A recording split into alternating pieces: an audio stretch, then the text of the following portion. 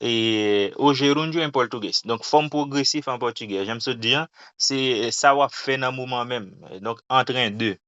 Yo dit, o que é o gerúndio? Qui ça, forme gerondif là, li même lié. É uma forma verbal. Fermez micro, guys. Oui. Pour moun qui gen livre là, guys, moi dans page 50. Moi na page 50. É uma forma verbal usada para expressar uma ação em andamento. Donc, c'est une forme verbale que est utilisée pour exprimer une action donc, qui a déroulé. Ou seja, algo que está acontecendo. Donc, se eu falar, la fête no moment mesmo eu falar, ok? No momento o que ocorre simultaneamente a outra ação. Ele é muito comum na língua falada e na escrita e ajuda a indicar continuidade e duração ao processo da ação. Donc, c'est une forme parlée que nous utilisons en pile. Donc, ni en créole, ni en français, ni en portugais. Donc, c'est vraiment important, forme gerundif là. En portugais, nous appelons ça gerúndio. Exemplos. Eu estou estudando português. Donc, m'apprendre portugais. Je suis en train d'apprendre le portugais. Ela está falando com o professor. Donc, lá parler avec o professeur. Nós estamos aprendendo muito. Donc, nous apprenons en pile. Ça veut dire nous en train d'apprendre en pile. Est-ce que nous là? Perceba que o gerúndio mostra uma ação que ainda não terminou. Donc, percebez ou bien, si n'a remarqué n'après, gerúndio flan li montre une action qui pouco fini. Ça veut dire action li style a déroulé. Uma ação em processo. Kounya, como formar o gerúndio? Qui j'en capable de former forme gerundif ça? Regardez bien. Yo dit, a formação do gerúndio é simples. Donc, forme gerundif là, est très simple pour former. É necessário conjugar o verbo estar. Li nécessaire pour nous conjuguer verbo estar. Qui est là qui va com verbo estar? Qui c'est? Eu estou, você está, ele, ela está, a gente está, nós estamos, vocês estão, eles, elas estão. E puis eu dit, e retirar as terminações do verbo no infinitivo. Et puis, on dit pour retirer terminaison verbe là à l'infinitif, excusez.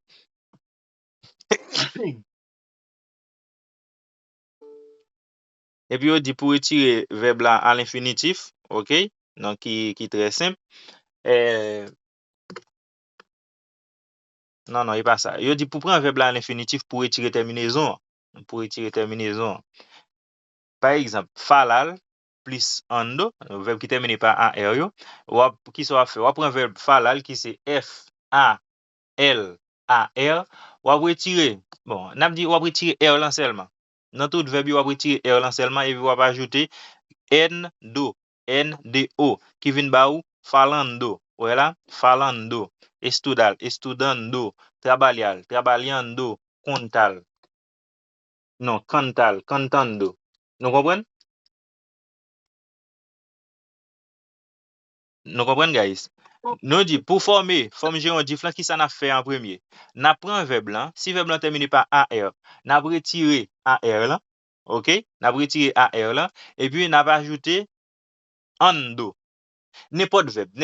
Ou seulement retirer AR là et puis ajouter ando. Donc depuis verbe là terminé par AR, OK? Donc c'est falal, falando, estudar, estudando, trabalhar, trabalhando, cantar, cantando, sental, qui on t'a dit? Cantando, Olhar. olhando, Voilà, donc très simple. Kounya, qui ça n'a fait? N'a conjugué verbe estal là. Si c'est moi-même qui parler, je suis en train de parler, qui j'aime dit? falando, Voilà, eu estou falando. Donc si c'est Pierre qui parle, qui j'aime dit? você está falando. N'a pas des ordres. Fermez micro yo. Ele Fermez. Donc si c'est Pierre qui parle, m'a dit Pierre está falando. Pierre está falando. Kounya, si c'est Pierre avec Jean qui parle, m'a dit Pierre et João estão falando. Nous comprenons?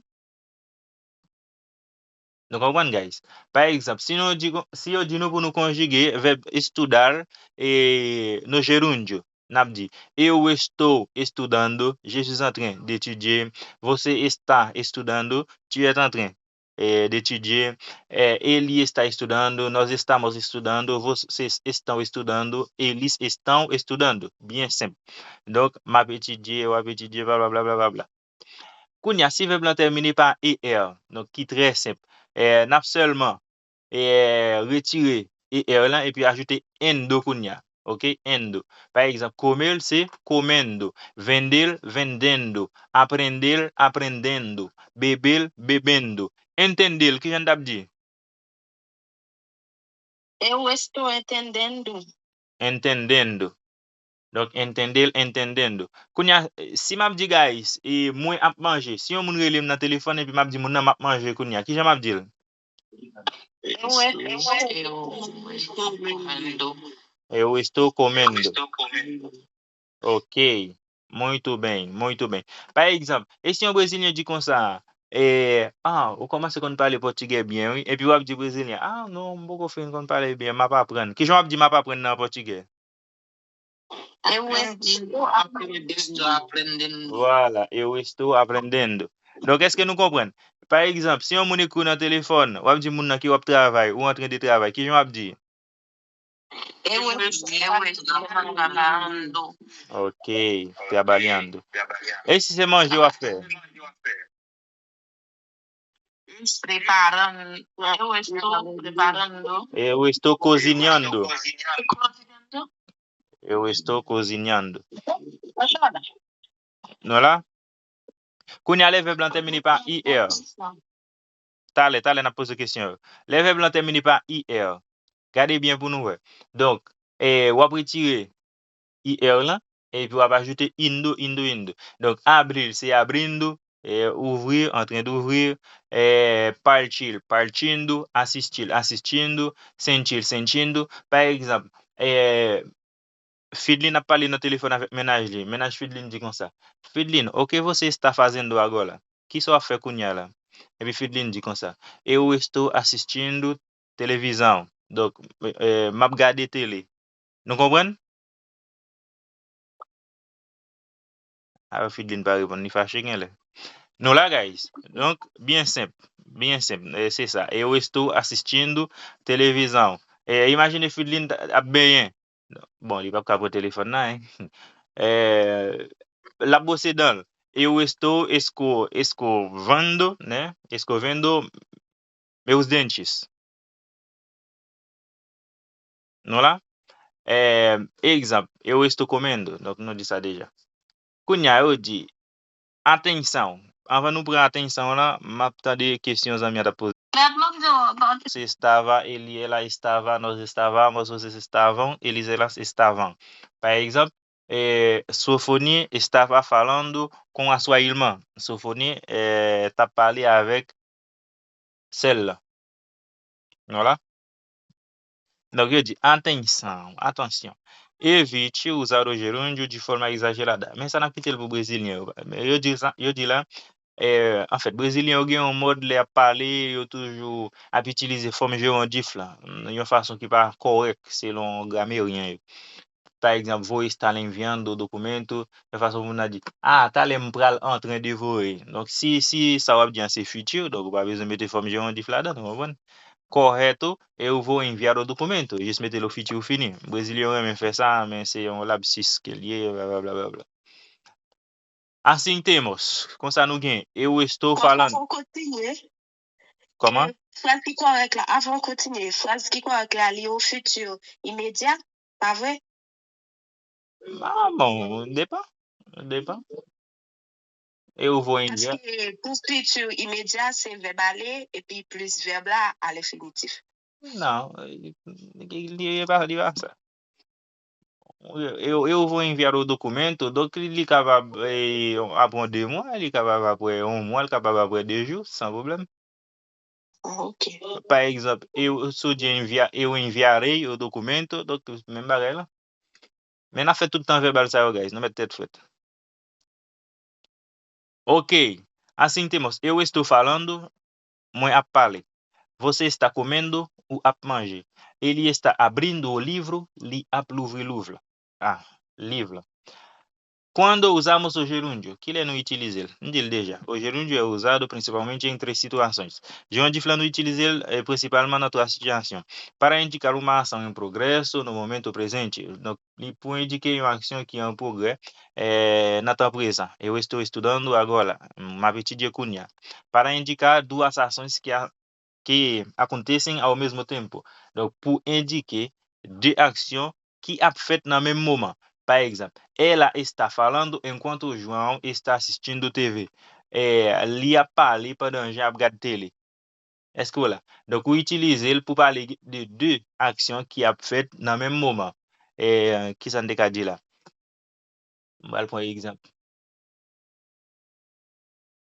Milori está participando da aula enquanto ela está vendo vídeos no TikTok. Milo a participé dans courant pendant la regarder des vidéos sur TikTok. Vous comprenez? Donc, les n'a parlé de deux actions qui en fait en même moment, toujours mettez mot ça, enquanto. OK? En fait, ma travail para parler. Eu estou trabalhando enquanto você está falando. Vous comprenez?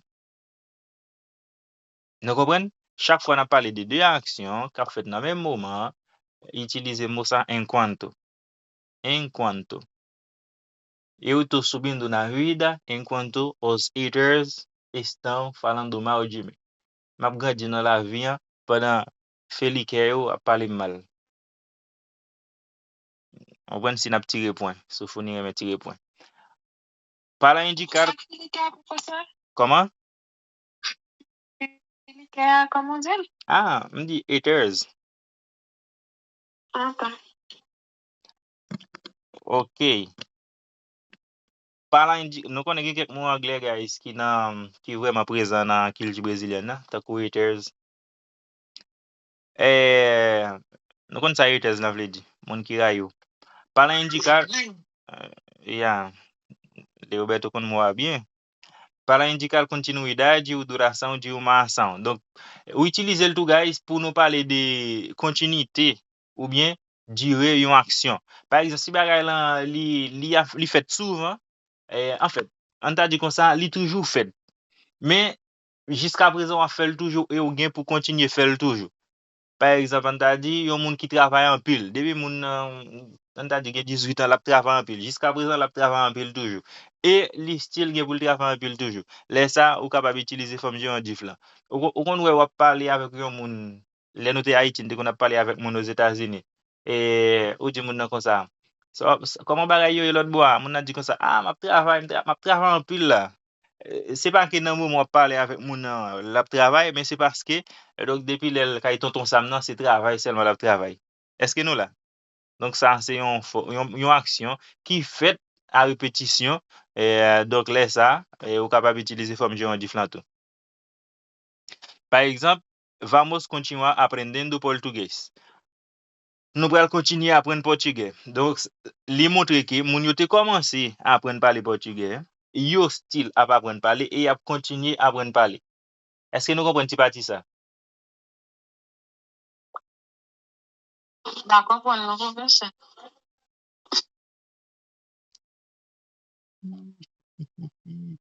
OK. Même prendre exemple de prendre encore parce que exemple ça c'est vraiment dans la réalité haïtien. Ou qu'on va parler avec moun aux États-Unis. Ou dit moun nan comme ça. Comment bouger avec pays là? Moun nan dit comme ça l'a frappé. Ah m'a frappé là, à travail bah ça yo. Ou kon tande ça? Moun nan kon ap dit ça. Kounya ou même tout kon dit moun sa Haïti. Ah m'a travail chaque jour et m'a frappé là, n'a mette maille. Donc les moun nan dou la frappé. Est-ce que dans moment ou parler avec là la frappé? Pas moun nan kon coucher dans cabane ni la frappé. OK? L'elle dit la frappé, ça veut dire la travail. La travail. Donc et c'est une façon pour moun nan montrer action li fait chaque jour. Ça veut dire la travail, la mette maille, la fait cob, la c'est donc c'est ça oui. Les ça moun nan dit ah, eu estou trabalhando muito no Brasil. M'a travaille en pile, donc m'a travaille en pile no Brésil. Estou trabalhando muito. Par exemple, on t'a dit yon étudiant qui Haïti, petit ou Haïti, qui l'école et puis on dit o que você está fazendo no país? Que soit régler Haïti même, soit fait. Et puis Li dit comme ça, ah maman, estou estudando muito para a prova. Donc, ah maman, m'a étudié en pile pour examen. Ça va veut dire dans le moment qu'il a parlé, hein, l'a étudié. Mais c'est une façon pour le dire, ah, il t'a étudié. Et demain qu'il fini, l'a étudié. Puis tard, il finit par la vol, il va l'étudier. Donc, l'a continue à étudier toujours. Là, l'a parlé d'une action qui est faite avec répétition et puis une longue durée. Il est en habitude. Habitude. Est-ce que vous comprenez? Est-ce que vous comprenez? Est-ce que vous comprenez? Gon l'autre bagay encore. Gon l'autre bagay encore. Par exemple, ou di ou gen petit. An ta di kon sa yon zami en Haïti, relo nan téléphone. Li di kon sa. Petit na, so regle même Brésil. So regle, bay sa, wap dil so regle. Ou kapap di kon sa.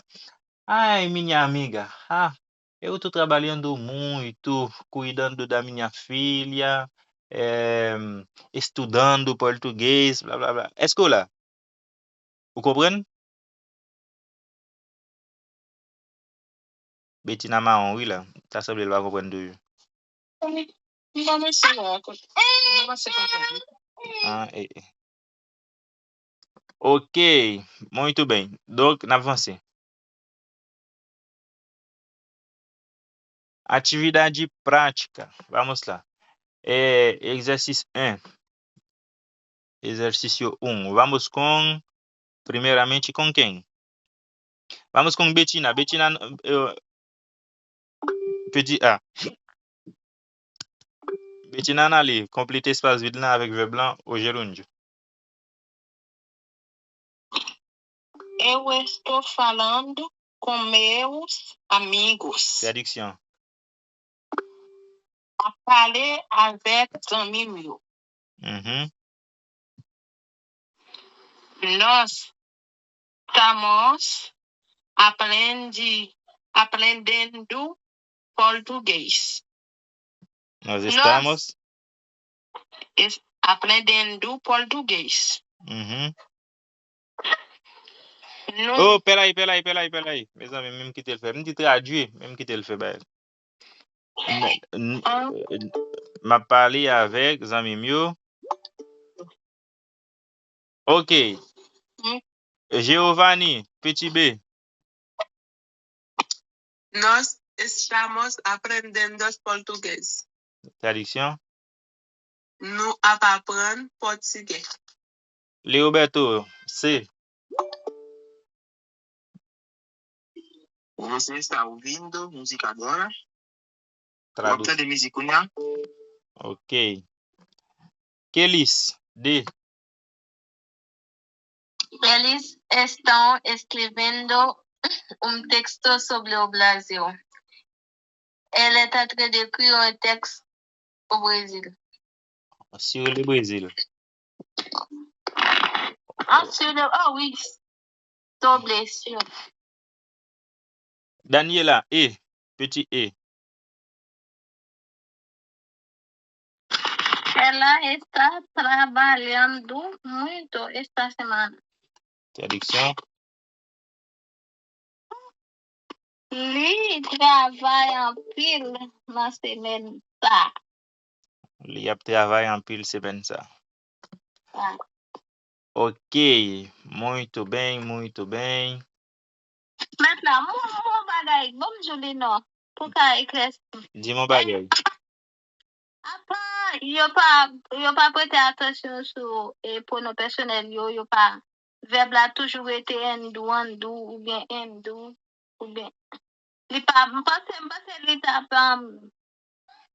comme là dit ça.